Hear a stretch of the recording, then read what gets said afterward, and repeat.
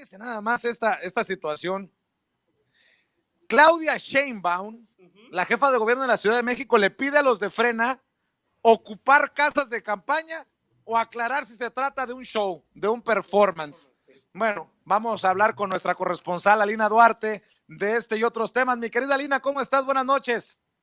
Hola, ¿qué tal, Vicente? Zenén, todo el equipo de Sin Censura, bien aquí escuchando sus bellas palabras, sus bellos chistes que nos hacen más amenas estas noches. ¿Quién dijo que para informarnos teníamos que hacerla como Ciro así?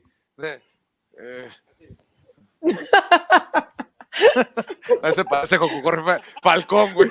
Bueno, mi querida Alina, a ver, performance, show o que ocupen las casitas de campaña, dice la jefa de gobierno a los de Frena. Extraño que fueron casi 300,000 personas así dijeron, ¿no? Como 250,000, no menos, como 250,000.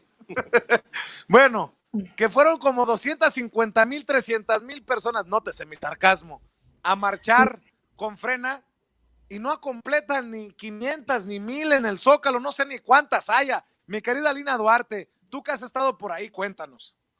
Pues mira, en realidad yo también estuve ahí el fin de semana viendo cómo llegaba esta marcha de Frena hacia el Zócalo y en realidad, pues sí, ¿no? Parece más un performance, pero creo que hay muchas más cosas de fondo. A mí me preocupa realmente y lo he expresado a través de redes sociales, creo que tenemos que profundizar y poner esos matices para no quedarnos con esta primera lectura de que solo dan risa, porque en realidad, pues ya que hay bastantes evidencias de que es una oposición moralmente derrotada, sin embargo, no deja de ser peligrosa. Y esto nuevamente se repite en la historia de América Latina. Hay grupos de oposición que hacen este tipo de comentarios como los de Martín Moreno, en donde decía que si por él fuera, mandaba a quemar a todos los morenistas, ¿no? En la Inquisición, si estuviéramos en la Inquisición, mandaría a quemar a todos los morenistas en la plaza del Zócalo.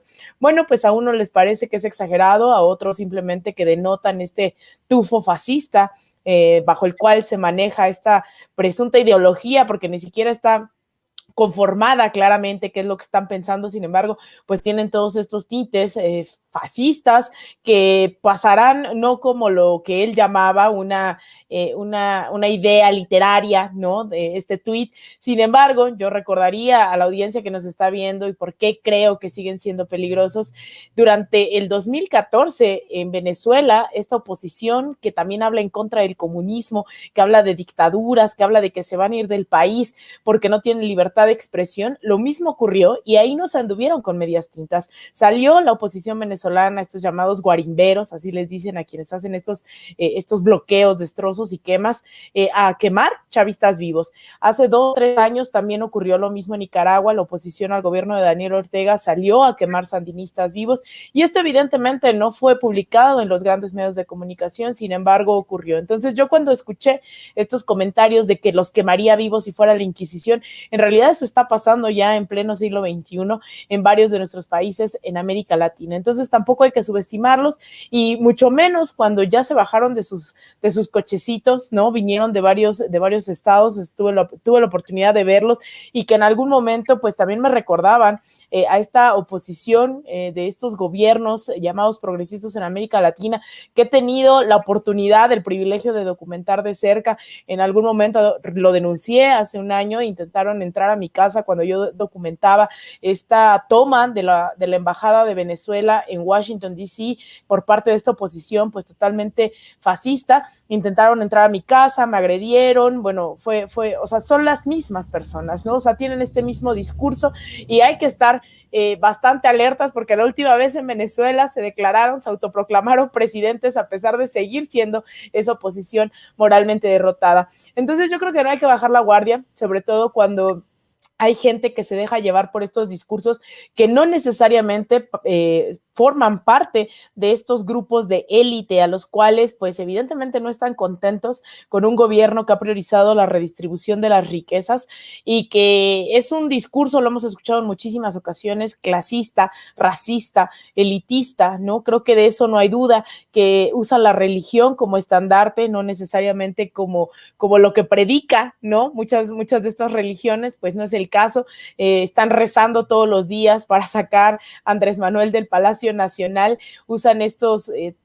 discursos también cuasi evangelizadores, que también utiliza la ultraderecha. Lo vimos en el caso de Bolivia en el golpe de Estado hace un año, lo vimos en Brasil también con la llegada de Jair Bolsonaro. Es decir, hay que estar muy, muy alertas, no subestimarlos. Yo sé que son, no hay duda alguna de que son, que están moralmente derrotados, pero aún así están creando estas narrativas a través de medios de comunicación como el Financial Times, el New York Times, el Washington Post, de que hay una oposición grande manifestándose en este país y que simbólicamente también habrá que pensar qué significa que la plaza principal de este país, que costó la muerte de miles de personas durante los últimos 60, 70 años en este país, incluido el 68 que hace unos días recordábamos, incluido el 71, incluido movilizaciones, huelgas y demás actos de represión que sucedieron en estos años pasados, en estos sexenios pasados en esta plancha del Zócalo. Basta recordar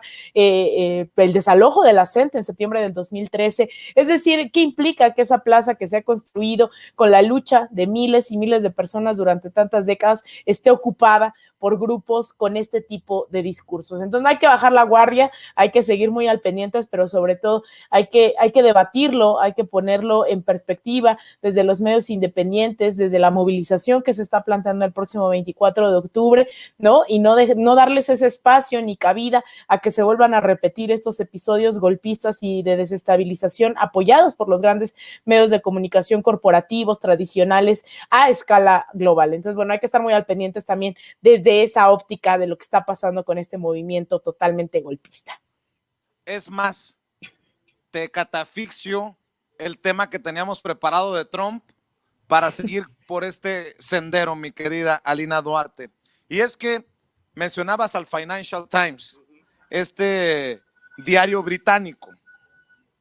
La junta editorial del Financial Times llama desde el otro lado del mundo a Andrés Manuel López Obrador un líder que se está desnudando a sí mismo como un populista autoritario y que el presidente de México se está convirtiendo en la mano dura, en el hombre de mano dura de Latinoamérica.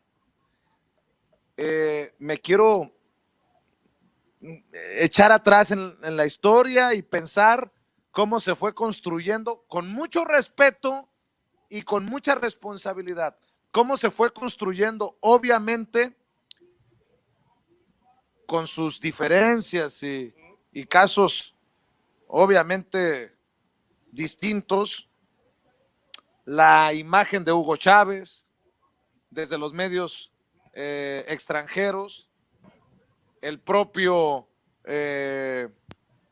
Rafael Correa, el mismísimo Evo Morales, y así sucesivamente. Y ahora el autoritario populista exhibido por sí mismo es Andrés Manuel López Obrador, de acuerdo a la junta editorial del periódico británico Financial Times, pues hay que decirlo, con cierta influencia conservadora en el mundo, mi querida Lina. Así es, y qué bueno que tocas este tema, porque en realidad creo que todavía hay un montón de cosas que desarticular, que acabar con estos mitos que se crearon sobre Venezuela, a pesar de todas las contradicciones naturales de cualquier gobierno. No hay gobiernos perfectos, a pesar de todo lo que hay encima del análisis sobre el tema de Venezuela. Yo creo que estas narrativas lograron incidir directamente en la opinión mundial, que al final fue la que estuvo apoyando a Juan Guaidó con este gobierno autoproclamado, cuando en realidad ni siquiera la misma gente del distrito del cual era solo diputado conocía, ¿no? Es una historia que se ha repetido desde diciembre de 1998, que es cuando Hugo Chávez gana las elecciones, y gana las elecciones no con un programa socialista, no con un gobierno totalmente comunista, ni mucho menos. En realidad él hablaba de la tercera vía capitalista, ¿no? Un capitalismo posible, etcétera, etcétera, y muchas críticas yo sobre todo recojo de la gente, ¿no? Cuando, bueno, Venezuela es es uno de los temas que más me apasiona estudiar, que lo he estudiado por muchos años, que he tenido la oportunidad de estar ahí en las elecciones, cuando Hugo Chávez acababa de fallecer, tuve la oportunidad de dar seguimiento desde cerca. Entonces, es muy preocupante porque hay bastantes similitudes, no de los gobiernos, sino de estas oposiciones que en más de una ocasión lo hemos dicho aquí, están ligadas y eso es bastante preocupante. Sin embargo, con Hugo Chávez, mucha gente dice, bueno, es que aquí Andrés Manuel pues no es socialista, no es comunista. Hugo Chávez tampoco lo era para abril del 2002 y aún así le dieron un golpe de Estado. Él no estaba proponiendo para ese entonces una vía socialista, no estaba proponiendo expropiación de fábricas, no estaba proponiendo absolutamente nada de lo que después empezó junto con el apoyo popular de la gente que llegaba a tener índices del 80-90% de aprobación de la población venezolana, pero no tenía obviamente el apoyo de estos medios corporativos que crearon toda esta narrativa e incluso el mismo día del golpe de Estado a Hugo Chávez en abril del 2002 dijeron que él había renunciado, haciendo creerle al mundo que él se había ido cuando en realidad lo habían secuestrado, lo habían llevado a una isla. Fue el mismo pueblo el que se dio cuenta y lo puso de vuelta en Miraflores en aquel abril del 2002. Muchos intentos han habido, lo que quiero comunicar en realidad es que a veces se subestima, ¿no? Dicen es que Estados Unidos no representamos una amenaza. Bueno, ya vimos que los medios de comunicación están creando, y no es coincidencia, este tipo de narrativas de lo autoritario, de la mano dura, del dictador, del que no permite la libertad de expresión, a pesar de que cuando prendes la televisión todos están en contra de Andrés Manuel López Obrador, que los medios de comunicación hoy están siendo asediados. Lo que tú comentabas hace unos minutos con el caso de Loret de Mola, de Ciro, ¿no? Todas estas narrativas que se empiezan a germinar dentro de la conciencia de, sobre todo más bien de la escena internacional, que son, insisto, los que han apoyado estos golpes de Estado en América Latina durante los últimos 20 años, los medios internacionales y un sector de la población que no tiene acceso a una comunicación independiente. Por eso es que es tan importante estar desmantelando día a día todo estas narrativas y no tomárnoslos tan a la ligera, porque yo insisto, estos grupúsculos en América Latina nunca fueron mayoría, pero lo hemos dicho también aquí muchas veces, no necesitan ser mayoría para intentar unas vías totalmente antidemocráticas o por la vía legislativa. También, o sea, hacen uso de todas esas estrategias, Vicente. Pero querida Alina, que no se nos olvide algo. Hoy el periódico El Financiero, y no podemos decir que El Financiero es un periódico que le hace el caldo gordo al presidente Andrés Manuel López Obrador, como acusarían desde la oposición, señala que el 62% de los mexicanos, de acuerdo a la última encuesta, respalda al presidente. Así que le duela a quien le duela, le pese a quien le pese y escriba lo que escriba el Financial Times, querida Alina, para cerrar. Así es, yo creo que es importante estar tratando de contraponer todas estas ideas porque lo que no se entiende es que podrá haber una vía de debate democrático dentro de este país y que lo normal y lo natural es disentir con las estrategias gubernamentales, pero no necesariamente esta derecha corresponde a esta ala democrática que está buscando a través de las instituciones imponer una agenda o lograr un proyecto nacional. Lo que están logrando, lo único que están logrando es con alianza de los medios de comunicación crear una narrativa contraria a este tipo de datos duros, ¿no? La población sigue respaldando un gobierno con el cual se identifica y que lo hemos dicho muchas veces, ha sido producto no de la lucha individual nada más de López Obrador, ha sido la lucha colectiva a través de las décadas que han logrado un movimiento de esta magnitud y por eso es tan importante también seguirle el paso a Morena, porque Morena también es una expresión de todos esos movimientos que lograron confluir en julio del 2018 para buscar un gobierno democráticamente electo. Entonces, contra todas esas narrativas hay que estar luchando todos los días, que qué bueno que se abren estos espacios independientes, estos esfuerzos que no dependen del presupuesto gubernamental, que no dependen de Frena, no dependen de FEMSA y de todos estos grupos detrás de los que hoy están, de estas casitas, porque no es de la gente que está en las casitas, de estas casitas que están ahí en Performance enfrente del Palacio Nacional.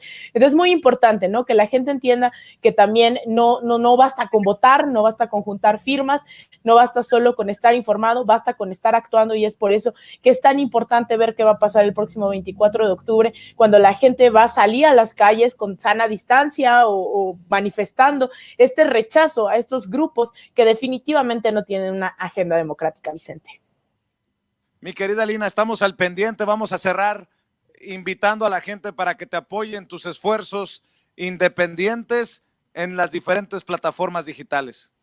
Muchísimas gracias, Vicente. Pues yo les invito a que me sigan en redes sociales, en Twitter, en @AlinaDuarte_, en Instagram, _Alina Duarte, en Facebook, Alina Duarte Periodista, y en mi canal de YouTube, donde luego estoy ahí transmitiendo ya desde las protestas, desde la CNDH, ahí en Alina Duarte. Ahí estamos todos los días, y pues muchísimas gracias nuevamente, Vicente, por hacerme parte de este equipo. Muchísimas gracias y muy buenas noches.